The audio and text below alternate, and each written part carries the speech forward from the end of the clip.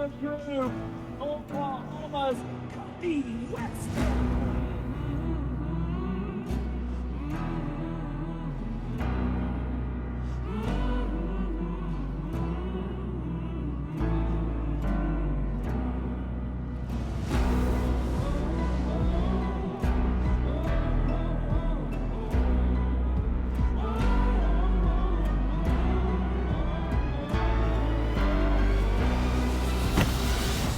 Hello everybody, I'm Cody Webster, and welcome to the BullSchool.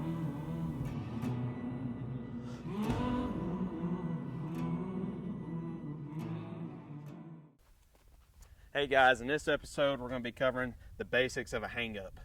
The hang-up is such a neat, integral part of bullfighting. It's something that, at times can be an extreme wreck. Everything can be going on, it can be total chaos. But the guys that can keep their wits and their minds sharp throughout the wreck is the guys that get in and get these guys free. The basics of a hang-up, to me really starts long before the guy is actually hung up. And today, to be using the horse kind of representing the bull, I want to really break this down for you guys of positioning, talk a little bit on timing, and then also be able to kind of explain why the hang-up happens. And the new day and age of where we're at with bull ropes, this is an original American style bull rope. There's still guys using these ropes today, not as many as there used to be. A lot of the guys are going to the Brazilian style bull ropes, and with the two different ropes comes two completely different hang-ups.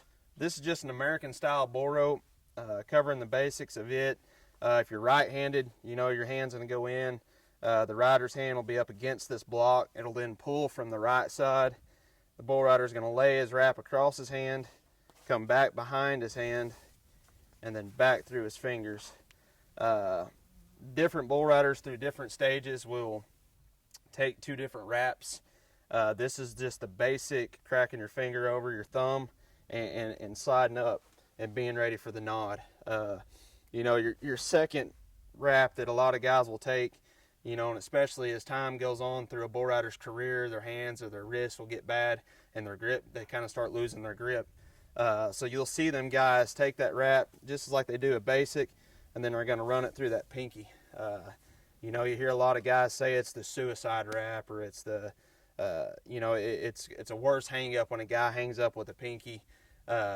All that is not true. A hang-up is a hang-up. You work every one of them the same. You've got to get in and literally get these guys free. With the outcome being the same on these wraps, when we get into a hang-up, the guy's setting up and making a picture-perfect bull ride. Being the timing of the bull, he's meeting the rear, and he's meeting the kick. Everything's in timing. Weight's on his legs, his toes are turned out, his chest is broad. Everything's square. So being from a bullfighter's position, I'm going to be getting into a position where I can be there, but at the same time, I'm not really alarmed yet. The body language is what's going to change so much of my timing and decision of when I need to be starting to get in close to be able to get this guy loose. And it goes back to the earlier episode of recognizing what kind of rope, what kind of wrap these bull riders are taking long before he ever nods for his bull. And it's something that guys, as you get going through your career, you're going to start being around more of the same bull riders more often, and you're going to start picking up tendencies that these guys have or don't have. If you're around guys that are prone to hang up, as soon as they get that wrap and slide up, I've already got it on my mind that this guy is prone to hang up. I need to be ready. I need to be expecting it. As far as getting into the other rides with a Brazilian rope, it's more of a blind shot. But breaking down the hang up on a American style bull rope, the positioning and body language of the bull rider is key to everything. If he's in time, he's looking good. I'm where I need to be. But it's the little keys of being out of position, getting back on the end of their arm, getting tilted away from their hand, especially if that bull's spinning into their hand and he's getting tilted away from it. That centrifugal force is going to bring him over that left front shoulder. And when that happens, they'll get here And literally, as you can see right there, my hand is rolled over and I cannot open my fingers. It doesn't matter how much pressure, how much body weight, no matter what this bull does, I cannot open my hand because my fingers are literally trapped against his back. You know, being an American style rope, you're going against this block, so you cannot get away from that pressure. You're locked in, you're tied in, and you're going to be there till a bullfighter gets you loose. You know, again, the positioning, the body language, everything that comes to key for a hang up is what's going to separate you from the rest of the pack. Talking about the differences of an American style bull rope versus a Brazilian style bull rope. So as we just seen, if you're right-handed, your hand's going to go against the block. It's going to pull from the right side. A Brazilian rope is completely opposite of that. Their bell loop will go down on the opposite side. Rope is going to pull from the opposite side of their hand. As this hang up forms here, you know, everything, I'm still right-handed just like on the American rope, but you're literally going to put your hand in against the block, going against the other side of your hand, and you're pulling opposite. They'll then lay it across just like an American style rope. Your wrap's exactly the same. They'll take it through their hand, back behind, and then back across. A lot of guys are getting it laid in there and then putting a curlicue in it right there and then coming back behind their body like that. So it's got another bind right there with the Brazilian style rope. You know, if a guy is to hang up, something that we've been noticing is going away from your hand in a Brazilian style rope. You're not as prone to hang up because you don't have this block going against where your body weight is. A lot of times them guys will hang in that Brazilian rope, then that hand can slide down that bull rope, and that'll free up enough space to let their hand go ahead and pop out. So something that we've been dealing with lots of here lately, because the Brazilian ropes are getting so famous, everybody's using them. We've been noticing a lot of hang-ups coming from the guys that, you know, and the reasoning behind the hang-up with the Brazilian rope is the fact that there's so much rosin, you know, the stuff that these guys are using to keep their hands, they're literally welded into these bull ropes. And if you add that into an American rope, then you've definitely got a recipe for a hang-up. But with these Brazilian ropes, everything caked on there, all the rosin, it's extra sticky. We're seeing a lot of guys making picture-perfect bull rides, and then a lot of times when they go to get off, they'll get just a little bit out of timing, and they're coming off into their hand, and they're being here hung up. And what, to me, is what's keeping these guys binded in and locked in is that their body weight is going against this block, a lot like the American style, but you're into your hand. There's so much glue, everything's welded on here, it's so sticky that stick is keeping their fingers locked in, and then their body weight is pulling against this block. And for a Brazilian style hang up, you know, it's a shot that, to me, you've got to be completely, it's a blind shot. You cannot see the Brazilian style hang up coming. You know, so for myself and the guys that I've been working with, we've kind of just been getting it on our minds that when a guy slides up to ride, we're expecting to hang up on every bull. The old days of an American style rope, you know, he's prone to do it. He's got to have that certain style rope to hang up. It's like anything, it's evolved, it's changing all the time. And from now on, we have to be expecting, because it's a blind shot. You can't see that body language getting away from that hand and going over that bull's shoulder. They're literally coming off into their hand, hung up. Both hang-ups, you have to get in there and get control of the situation, get control of the wreck as fast as you can. You know, jumping back into this American style hang-up, you know, the old days of one guy getting in there, getting the bull's head, your partner, and then the other guy's the one that's going to get the tail and get the guy free. You know, I've learned that, especially in this day and age, with the bulls being so strong, the guys are tied in with a different kind of rosin. You know, the longer this hang up goes on, the more harder it is to get a guy free. You know, anymore nowadays, I'd rather a bull just be spinning and me and my partner go in for this hang up and get him right off the bat. Even if you got to kind of take almost a bad shot to snag that tail, and if you can get lucky enough to snag that tail right off the bat, you're going to get a guy out a lot easier and quicker. The ladder of success. Let's watch Mooney.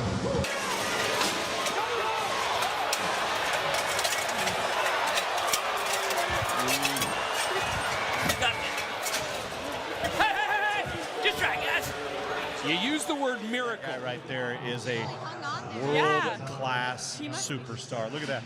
Watch Cody Webster, Jesse Byrne, Frank. As this wreck goes on, you know, a guy goes away from his hand, that hand rolls over. You know, where this rope's at in a guy's hand right now, it's pretty easy to get in, get a hold of this rope and free him. As the wreck goes on and that hand's rolled over, you'll start seeing them guys start sliding down and everything's tight to where it gets down to just their fingers. And then you've got so much body weight. You've got all this rope back here that's gotten sucked down literally around just your fingers.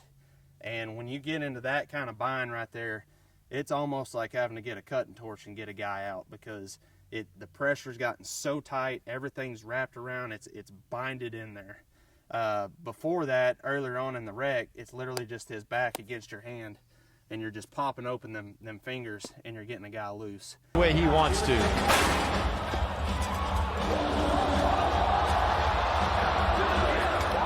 Re-ride flags are finally thrown, but that turned out to be a train wreck inside Allstate Arena, as hopefully Dalton Castle's going to be able to even take the re-ride. Boy, did this get scary. Yeah, Bull just tries to turn back too close, gets hung up in the chutes, and gets fouled up there. And Castle's feet whip behind him, and his hand rolls over in that bull rope. So he's not on his feet now. You see Webster get in there. He's got the tail. He's trying to get the pressure up off of that hand and doesn't. Man, Webster lands really, really bad right there.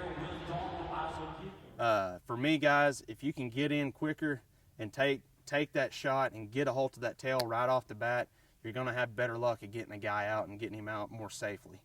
You know, I'm going to have Austin get on this horse and simulate a hang up. Got everything covered on the basis of an American-style rope and a Brazilian-style rope. Double A is sitting here. He's got a regular American-style rope with just a regular wrap, and I want to talk about the positioning of the hang-up.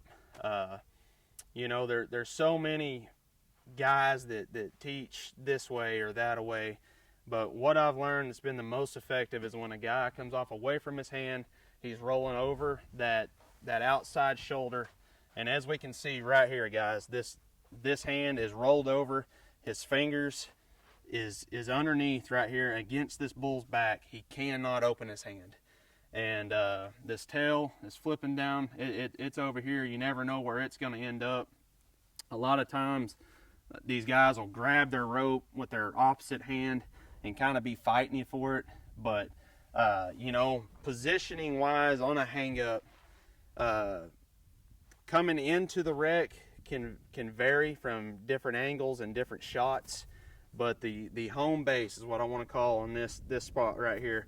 To get to home base on a hang up, I'm wanting to literally get to where I've got my chest and my belly against this bull's shoulder.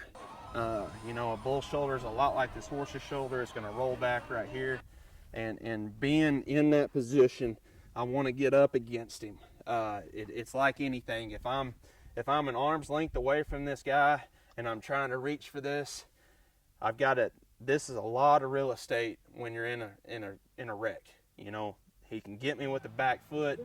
With this much room right here, he can come underneath, clip me with the horn, pop me up and out of there, knock me down up underneath him. And then not only do we have a bull riding wreck going on, but we got a bullfighter underneath that's getting absolutely nothing covered. So home base is getting up against this animal, right against this shoulder, and I've step one, I've got to get a hold of something. A lot of times coming over, you know, when you're flying in to get a hold, you can get a hold of that bull rope right there. You can literally get your arm up underneath this other guy's arm. You can just get a hold of this hand, this arm, anything that you can get a hold of to keep yourself up against this bull, because this is home base. Like I said, if we're an arm length, if we're just a couple inches off this animal, there's room and all the power, you're going to absorb everything. If I'm up against him, I'm taking a lot of that power away. I want to get my arm up underneath his arm and get a hold of this bull rope that's right here. If I can get to this base here, I'll then grab this rope, the bull rope tail, with my hand that's to the front. And what I want to do is get a hold, and we're going to be working, everything's going, but I've got to go up and forward with that rope, and that's going to pop that thumb loose. You know, you can see just how easily that worked right there. Getting in and going up, it broke that bind. It broke his thumb open, and it's going to allow that hand to roll back just enough. And when you get to this point with all that body weight, he's going to come out. You know, there is times where a guy gets hung up and this bull rope tail, for whatever reason, ends up coming behind the rider. So then if I'm going forward, I'm fighting his arm. You know, if I'm pulling from that direction, I'm doing nothing but tightening the bind that's on this guy's hand. So when you're in the chaos and when you're in the eye of the storm, this is something that is so crucial, is getting a visual. I've got to get up here, I got to get a hold, and I got to realize that this rope is behind, and whatever it takes to get up underneath him, get a hold, I've got to get this rope coming back to the front and up and out. And that's going to free him.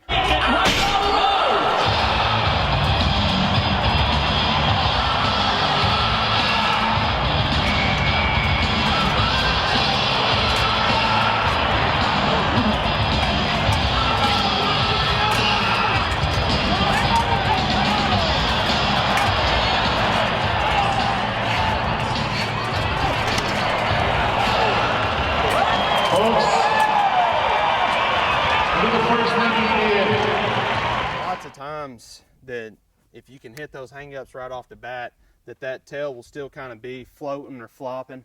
And if a guy can come through on his way and he kind of catches that bull's head as he's spinning, you can still take that rope and pop that hand loose and get that guy out. Chances is it's going to work, but for me, being in the zone, being where I want to be, you know, I want to set up my approach. I want to have my hang-up shot dialed in to where when I get in here, I'm getting to home base, I'm getting up against this animal, and I'm getting this guy free. You know, you see so many wrecks that's on the internet. You see so many, you know, a hang-up is something that tends to be happening since it started. You know, it's all the mechanic of the bull rope and everything that happens, but the reason that I see on the internet so many hang-ups lasting for so long is the fact that when guys are going in for their shot, they're timing it, that bull's spinning, they're trying to get to home base there. Your vision is key on everything when it comes to a hang-up. And to be quite honest, I think your vision controls everything that we do in bullfighting. You know, if we're going around a freestyle bull, and I'm looking at his head, I'm not ever going to get away from his head. I've got to be looking into the pocket. I've got to be looking at that rib cage or that flank in order to step in there and let the fundamental of the round work. Same way on this hang-up, and seeing the internet, seeing so many hang-ups last for so long is because you see the hang-up going on, and you'll see a guy being in position to get to where he needs to get to home base, and they usually get somewhere about an arm length and a half away from the wreck, and you'll never see a guy hit the back or get this wreck under control, because when you see guys stutter stepping, they're going here, you know, this all comes from your vision. If I'm looking at this hand and this hand only, I'm going to end up at that hand 9 times out of 10 if I don't get kicked down or catch a horn. 9 times out of 10 you're going to get there. But when you're here and you're coming into this position to get to home base and you see guys stutter stepping back and forth, it's literally because they're focused on that hand and this bull kicks, and they're seeing that, and that's making their body step away from it. And then they're seeing the hand again, they're going for it, and they'll see a horn in their peripheral, or it'll catch their vision. So every time that they're going, I see a horn. Now I see a back foot. I see another horn. There's the hand, there's a hand, there's a back foot. That's why a guy can never get to home base on a hang up, because their vision will not let them. Guys, if you're going to get in on a hang up, no matter how bad it is, if you look at the hand, you focus on this hand and that hand only. I don't care if he's got 14-foot long horns. I don't care if he's kicking like a mule. It does not matter. If my focus and my vision is on that hand and that hand only, you're going to end up there getting to home base, get a holt of this tail, forward and up. You're going to get this guy free and out of this hang up. Your vision is key. Your vision is everything. You have to be looking at the target. Oh, this would be big if this Aussie can ride this one. Whoop, whoop. Oh, and Brady hung up in the bullfighters. Cody Webster.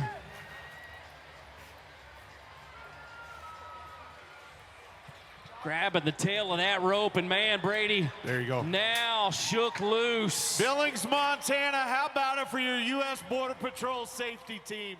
Many different instances when it comes to getting in on a hang up. Personally, for myself, you know, the events that I'm getting to go to, the bulls are bucking so hard. The guys are trying with everything that they've got. You know, as you're in the lower ranks, the bull power is definitely duller, so you can get away with more of a shot that's not so much on time, or a shot that's not so much calculated, but you can still end up, if that bull's a little bit weaker and slower, you can get there. You know, as a guy hangs up, you know, I've been in positioning, I've been watching this ride go down. You know, I'm seeing him getting away from his hand, I'm seeing that arm get straight, and then I'm seeing him come over that bull's shoulder. And when that happens, that bull's spinning.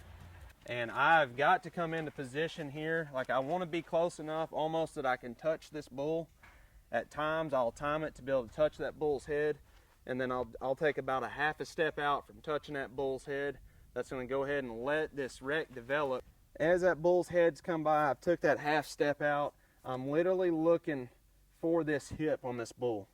This hip bone right here is my key that will open up and let you see the passage to that hand.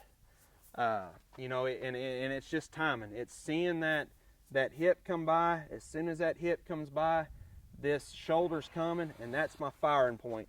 From this point here, my focus has went from this bull's hip to him extending, kicking to his hip, straight to that hand. That's exactly where I got to get, and I've got to go through this passageway into that hand. So as I've seen that hip go by, I know his shoulder's coming, and I'm firing, and I'm getting to home base. I'm getting right here. I'm back to home base, home position. I'm getting a hold of something. I've found this tail. I've located it. I got it in my hand. I'm going up and forward. And then you think, well, the wreck's over with. Now I got to get myself out. This bull's got a horn sticking right here that can catch me. He's got two back feet here that can kick me.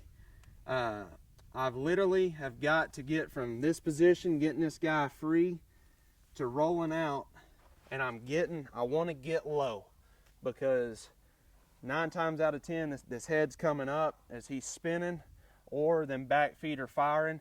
If I come out of this hang up straight, there's a good chance I can catch a horn to the back of the head.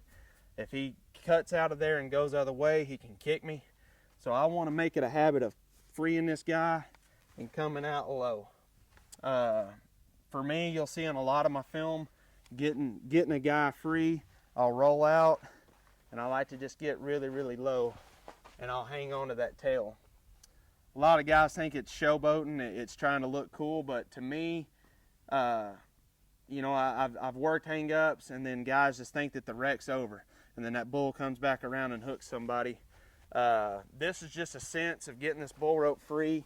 I can keep a hold of it, and if my partners are down, I can kind of keep a hold of this rope and I can keep a little pressure on that bull. It's something that bull can feel with me being a couple steps away from him. It's just a sense of achievement and getting a guy free, but at the same time, I'm still connected with this bull if the wreck is still going down. Guys, you've got to see the hip. You've got to be looking down this passageway to where this hand is. If your focus is on this hip to this hand and the hand only, you're gonna get there. It's just not the only way, but it's my way of working a hang up. I've studied it. I've been around the master. You know, to me, a hang up is a scenario that can separate a bullfighter from all the other bullfighters. Get in, guys, get your focus where it needs to be. Get it on that hand and go get that guy free and make the save.